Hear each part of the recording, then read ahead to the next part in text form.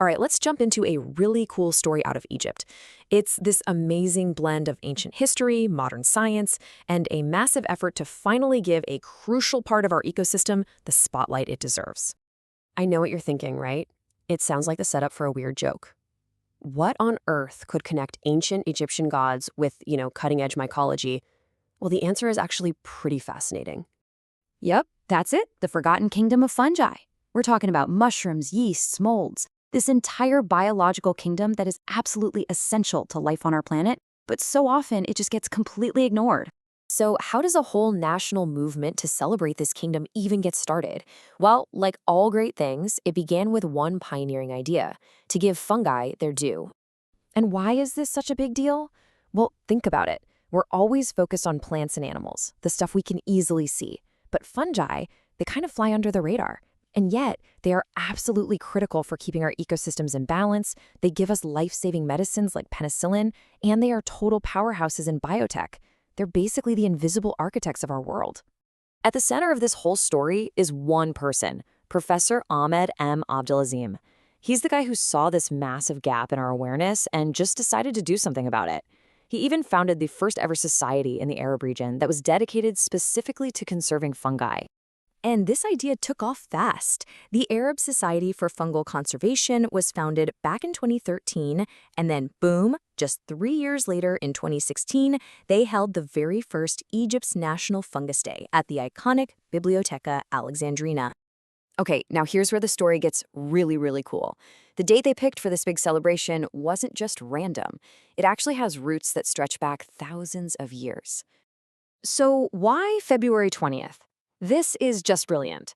The organizers didn't just pull a date out of a hat. No, they wove the day right into the very fabric of Egypt's incredible ancient history. And here is that connection. The inspiration comes from the Temple of Hathor at Dendera. On a wall there, you can find a relief that's interpreted as showing the goddess Hathor carrying a basket, and in that basket are what look a lot like mushrooms. Some experts in ethnomycology, that's the study of how people have used fungi throughout history, even think they look like Psilocybe cubensis. Now, to be fair, this is still up for debate among scholars, but whether it's 100% historically accurate or not, the symbolism is just so powerful.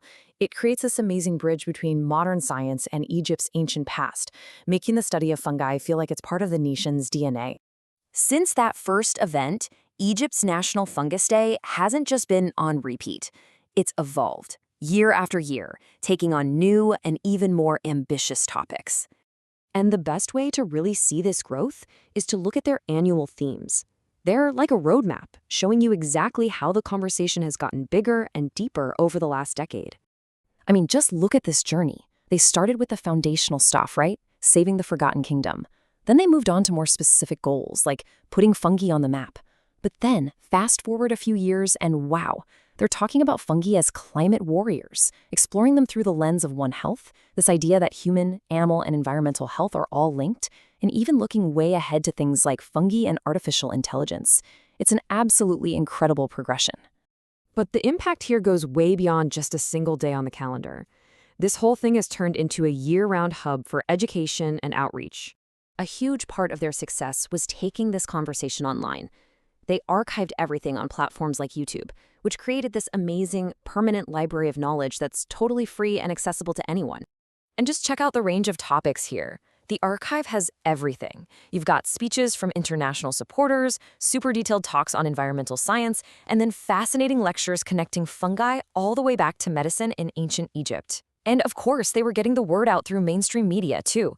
It really became a full-blown educational movement. And it wasn't just digital. They were hitting traditional media, too, with interviews on major outlets like Radio Sawa America, which brought the story of fungi to an even bigger audience. So, after a decade of all this incredible work, what's the big takeaway? What's the legacy here? It's pretty clear that Egypt's National Fungus Day has been a huge success.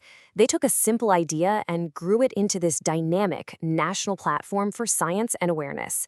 They absolutely put the vital kingdom of fungi back on the map, not just for Egypt, but for the whole world to see. And this whole story leaves us with a really important final thought. It shows what a dedicated community can do for a part of our ecosystem that's been ignored for too long. And it kind of makes you wonder, what other vital parts of our world are we overlooking, just waiting for their own champions to step up?